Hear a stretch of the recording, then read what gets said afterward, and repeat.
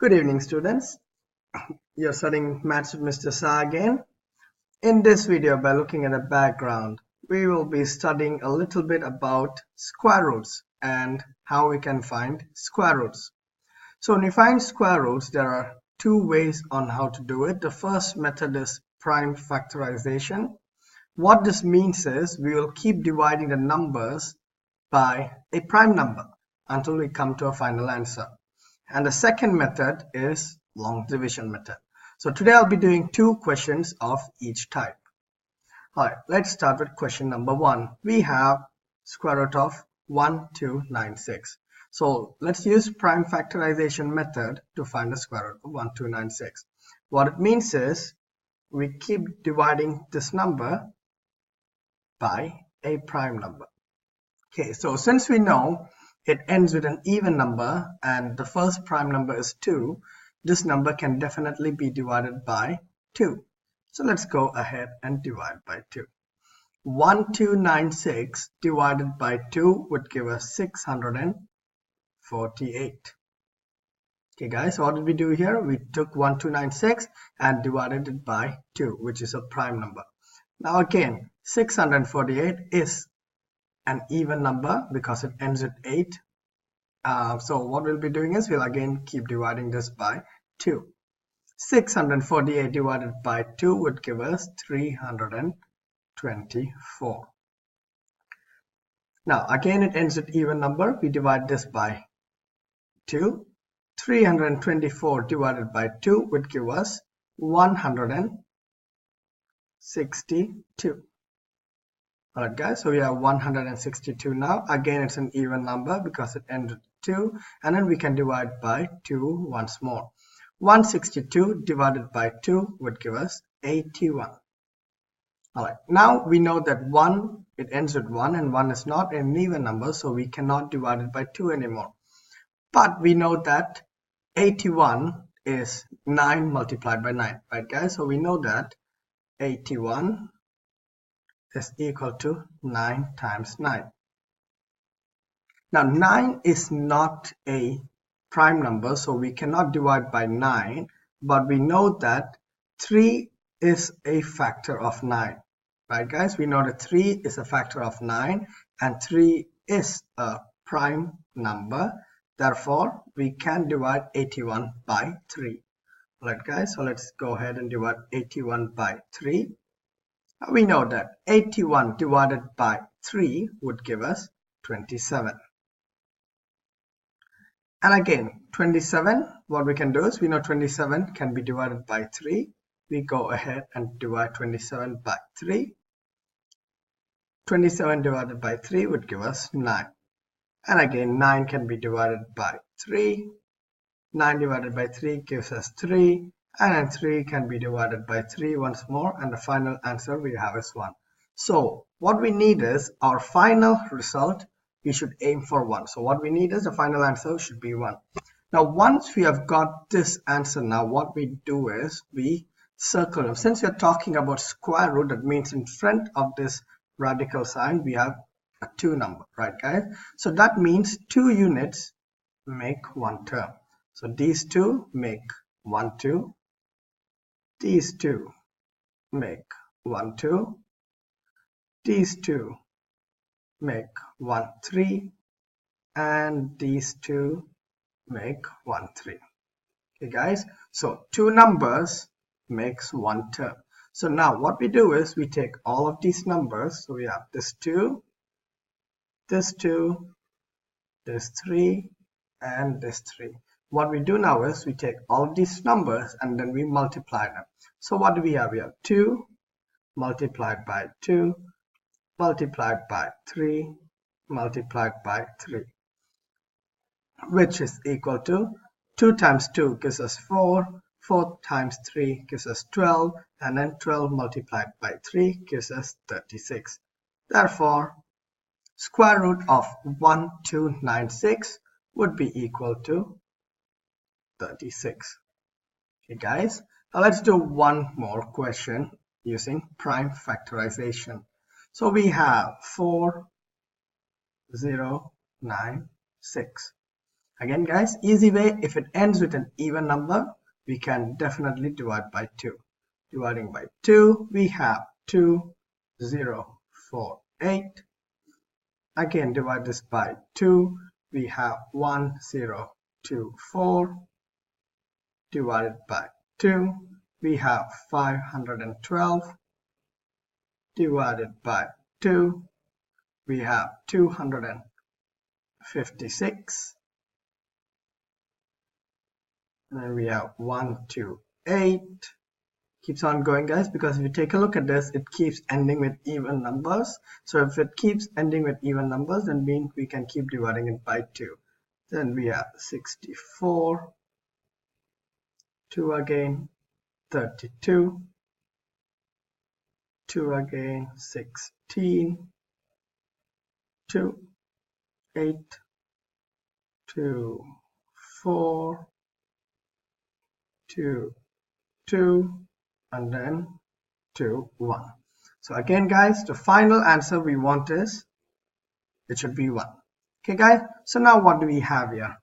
Again, since we're talking about square root, that means 2 units make 1 term. So we got 1, 2, 1 more 2, 1 more 2, 1 more 2, 1 more 2, and then the last 2.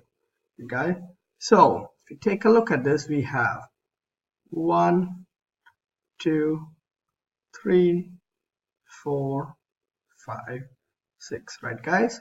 So what does that mean? That means the answer is 2 multiplied by 2 multiplied by 2 times 2 times 2 times 2, or we can also write this as 2 raised to the power of 6. Okay guys, so what is 2 to the power of 6? So we have 2 times 2 is 4, 4 times 2 is 8, 8 times 2 is 16, 16 times 2 is 32, and 32 times 2 would give us 64. So square root of 4096 would be equal to 64. So this is how we solve square roots using prime factorization method. The next number we have is when we use long division method. Whenever we have really big numbers, let's say like 6 digits or whatnot, or even more than 4 digits, it is really easy to use long division, so our prime factorization method would not be so long. Okay, so let's start with it. It's a total different method, but we will be able to solve it in no time. So let's say we have 1, 2, 8, 8, 8, 1. Okay, guys, so we have to find the square root of it. So this is what we called long division method. Now, here is the thing. So step number 1, what we need to do is we have to count them as pairs from the right hand side. So 2 numbers, okay guys, so these 2 make 1 pair, these 2 make another pair, and these 2 make another pair. Okay guys, from the right hand side. All right, so we start counting them as a pair from the right hand side, not from the left hand side. Okay guys, now what we do is, after this we will be taking a look at 12 here. Okay, we'll be like taking a look at 12 because 12 is the first pair we have. Now if you have a 5-digit number, let's say we have 4, 3, 2, 6, 1, and you have to find the square root of it. So again we take it as pair from the right hand side. So we would have 61 as 1 pair, 32 as 1 pair, and 4 as 1 pair. Okay guys, so we start counting as pair from the right hand side. Alright, now what do we have to do next is we have to find a number that is raised to the power of 2 and that does not exceed 12. For example, we know that 2 to the power of 2 is equal to 4. We know that 3 to the power of 2 is equal to 9. We know that 4 to the power of 2 is equal to 16, right guys? So we know that 3 to the power of 2 would be not exceeding 12. So we would put 3 here and we would put 3 on top. Alright guys, now we know that 3 times 3 or 3 to the power of 2 would give us 9. Then we subtracted 12 minus 9 would give us 3, and then we bring down the next pair, which is 88. Guys, what did we do? So we found a number which can be raised to the power of 2 which does not exceed 12. Step number 2, then we subtracted it from 12 and then we dragged down the next pair. Okay guys, we dragged down the next pair. So now what do we do is, alright, now here's the confusing part. This number what we are going to put here will be always multiplied by this number by 2. So whatever number you have here, it will be multiplied by 2. So we know that the first number we'll be having here is 6. So we have 6 and some number that we'll put here. Okay guys, so if the first number is 4, then 4 multiplied by 2 would give us 8. If the first number is 5, then 5 multiplied by 2 would give us 10. Now the first number is 3, so 3 multiplied by 2 would give us 6. Now the next step is, so we got to put a number here such that when we multiply with that number, it does not exceed 388. For example, if we put the number 1 here, we know that 61 times 1 is 61, definitely, right? And we still can go a lot more. So let's say maybe 62 times 2 would give us 124. So can go a lot more. So whatever number you put here, you will multiply it with that number. So let's say we have 60, let us say we have 65 multiplied by 5, right? 5 times 5, 25, 2. Then we got 325. So let's see maybe the next one. Let's see if we can do 65 times 6. 6 times 5, 30, 0, 3. And then 6 times 6, 36. And 36 plus 3 is 39. So we know that 65, this should have been 66. Let's do this one more time. So 6 times 6 would give us 36. So it would be 6 here.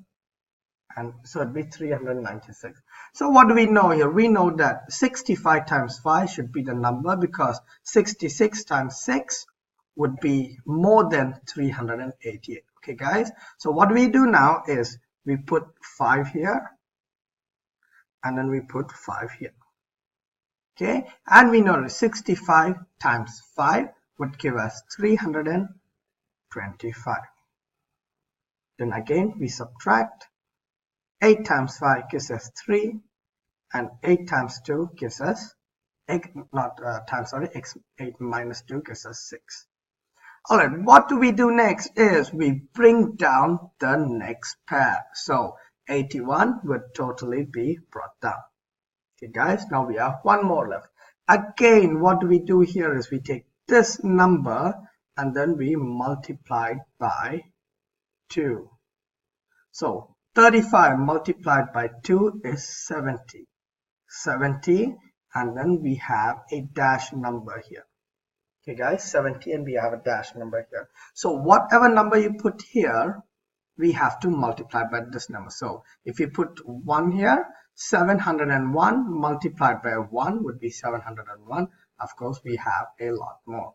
Now, since we know it ends with 1, we can figure out that the number could be 9. So let us figure that out. Let's say 709 multiplied by 9. 9 times 9, 81. 1 and 8. 9 times 0 is 0, 0 plus 8 is 8, and 9 times 7 is 63. Therefore, the answer is 6381. So what do we do here? We put 709 multiplied by 9 would give 6381, and the remainder is 0. Therefore, square root of 128,881 would be equal to 359. Okay guys, it's already a really wrong question, so maybe I'll do the next question in another video. And again, I know that long division, it might take a while to understand it clearly, but when you do understand it, it becomes super easy. It's super much easier than prime factorization. Although I'm not saying prime factorization is not easier, but whenever you have big numbers, it's way easier to use long division method while solving it. Alright guys, again, hope you all enjoyed it and hope you all gained some knowledge from square roots.